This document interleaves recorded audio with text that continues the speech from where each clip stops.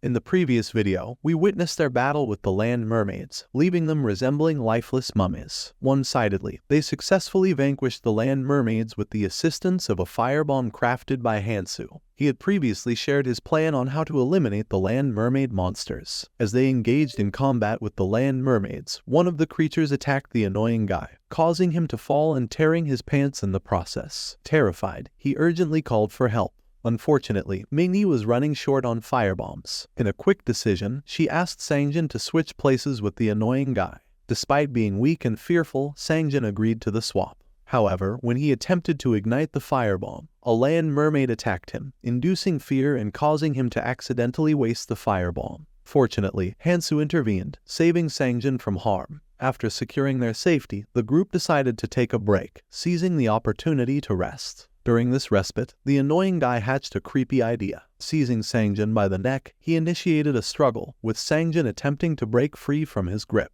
The annoying guy grabs the neck of Sangjin, and Sangjin struggles to loosen the grip of the annoying guy. But it is no use, as the annoying guy is stronger than him. I don't want to admit it, but the annoying guy is strong. But he is not strong compared to our main lead. The annoying guy says to Sangjin, "You are dumb, and you can't even throw a firebomb." He tells him that he almost died because of him. While struggling, Sangjin, the weak kid, tries to say something, but he can't speak because the annoying guy has already choked him with his strength. On the other hand, Mingyi shouts at the annoying guy, whose name is Jin Tisung. She questions what the hell he is doing to Sangjin and insists that he let go of him, as at this rate, Sangjin might die from choking. As soon as Mingyi says this, the annoying guy lets go of Sangjin and says to him that he is a lucky bastard. Jin, the annoying guy, says to him that he should carefully make a proper judgment on how things are going and should act accordingly to it. Now, Jin pulls his hair, and Sangjin screams in pain, but it has no effect on Jin since he is a tough character. Jin tells Sangjin that he should follow others without making any demands or voicing opinions for the rest of his life, and he should do as they tell him. Sangjin should consider all of them as his dad and just follow them. He also says to him that not long ago, Sangjin was crawling to his head on the ground, and it looks like he has already forgotten his place in the world called Abyss. Then Jin says that all the runes of Sangjin will be taken by him, and he tries to take all the runes acquired by Sangjin to himself. But suddenly, a dagger is thrown in the way, and he gets annoyed by it. He questions who the hell is disturbing him, but the one disturbing him is Hansu, and he says to him that it is not his share, and he should not take that. The annoying guy, Jin, starts an argument with Hansu and says to him that he is going to give all the runes to this dumb man. He tells Hansu, "Don't you know that what you are doing is the same as throwing garbage in a bin?" He says that giving these runes to Sangjin is the same as throwing this rune in the garbage bag or garbage bin.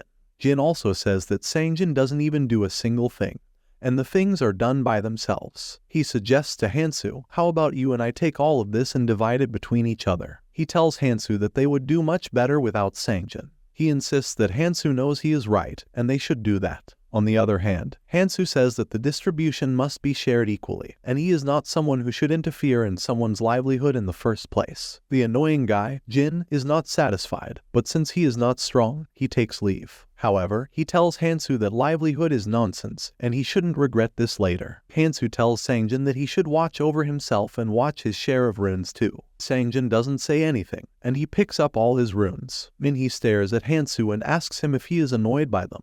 She also says to him that seeing a situation where they all fight must be frustrating for him since he was the one who helped them. Hansu says to her that this is good enough for him, and he is not going to complain about their shortcomings. After listening to his answer, Mingyi asks if this means he is going to move around with them until the end. She just wants to ask him indirectly if he is going to stay with her until the end. Mingyi asks him if he is going to leave at any moment since it looks like he will leave anytime. To this, Hansu replies that it's up to them whether they are going to follow him or not, and without him, they are doing very well, so they don't have to worry about anything. With this, Mingyi stops and sees Hansu.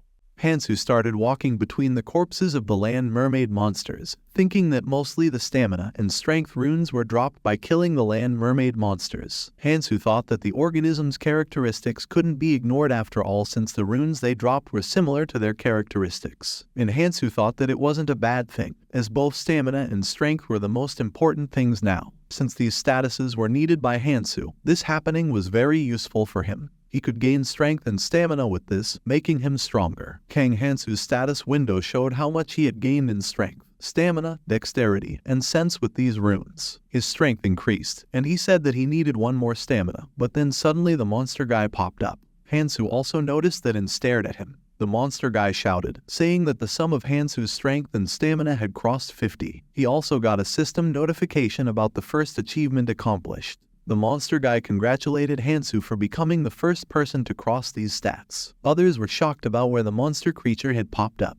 Hansu smiled, saying he got him. It looked like it was all part of Hansu's plan to get the monster here. The monster creature said to Hansu that he was the same guy who had raised his hand when he was summoned here at first. He wondered who was going so fast, but his judgment wasn't wrong after all. It seemed like he had bet all his money on Hansu. The monster creature blushed and told Hansu that they always love people who make an effort but didn't say anything more on the topic. He sat on Hansu's head and said that, since Hansu was the most active traveler, he would like to give a gift to Hansu. But Mini stopped him, saying this isn't fair since they already had different physical stats from the start. She was afraid of this monster creature. He told her not to be afraid, explaining that once they started, they didn't touch each other. The monster creature came near Minnie and told her they didn't kill them because they couldn't buy. Instead, they didn't want to kill them. Suddenly, he gave a creepy smile and told Minnie that there were bound to be exceptions, giving her a shock. There were some with exceptions, and she could be one of them. After saying this, he started laughing, saying he was only kidding. Now he came to the topic of unfairness and asked her if she would know better than anyone else. She had unmatched superior aspects compared to others and didn't get rid of it because she wanted to be on par with everyone else. He also said that life was always unfair. Now he came close to Hansu and told him that he wasted his time talking about useless things,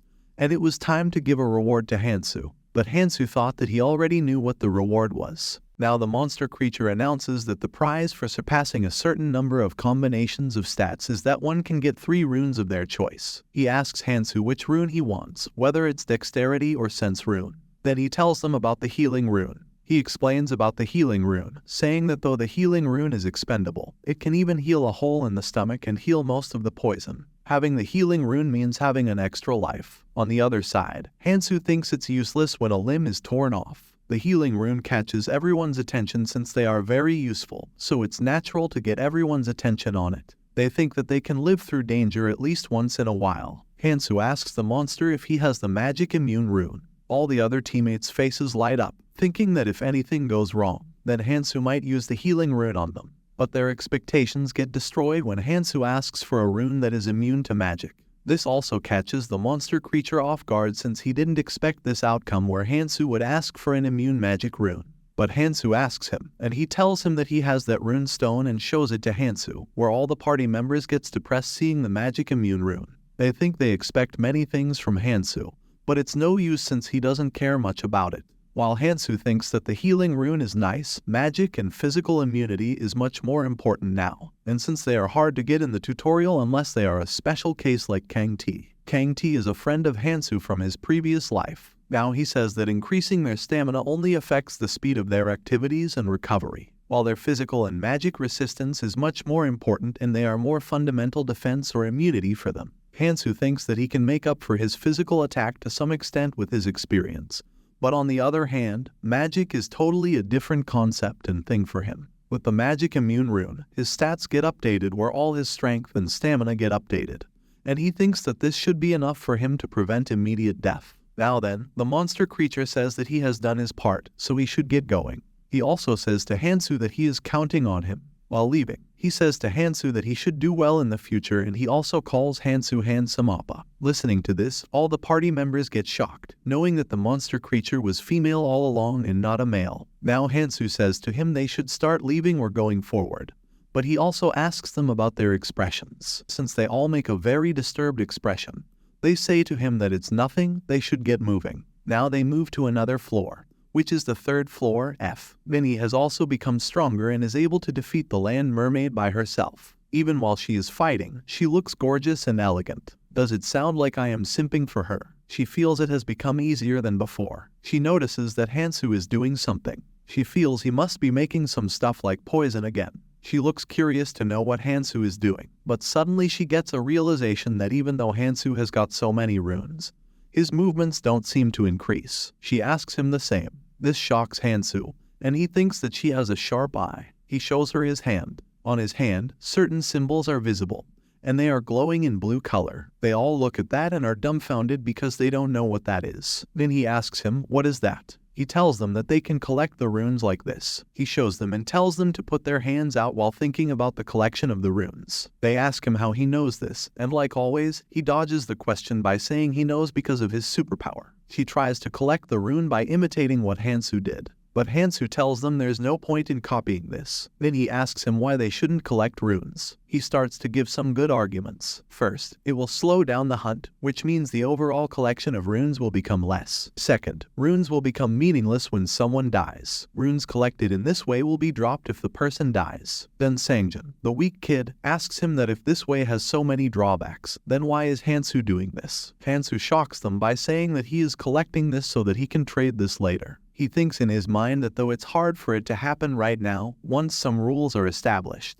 they can be used as a substitute for money in the tutorial zone. He tells them that they can't do this, so just go back and pick them one by one. Baojin, the annoying guy, gets angry and shouts that just because we listen to you, you dare look down on us. He tells Hansu, "Why can't I do what you can?" Hansu smirks and thinks that this guy doesn't know where he stands. Hansu knows he will come to his senses once he goes down and gets cursed at. Now Hansu looks at his dagger and thinks about something. His dagger already looks used up. Now they are in for an overhaul. He tells them to listen carefully, and they are also looking curious to know what he is about to say. He tells them, "Whether you follow me or collect runes, do whatever you want. I don't care about that. But instead, I need you to listen to me right now." He looks at them with a sharp glow in his eyes and tells them to hand over all their weapons to him. This was really unexpected. What will he do with their weapons? Will he modify and enhance their weapons and give them back? Or will he do something to their weapons to increase his own power? Let's see what will happen in the next video. To watch the next video, click on the video on the left side. Don't forget to like and subscribe. Thank you for watching.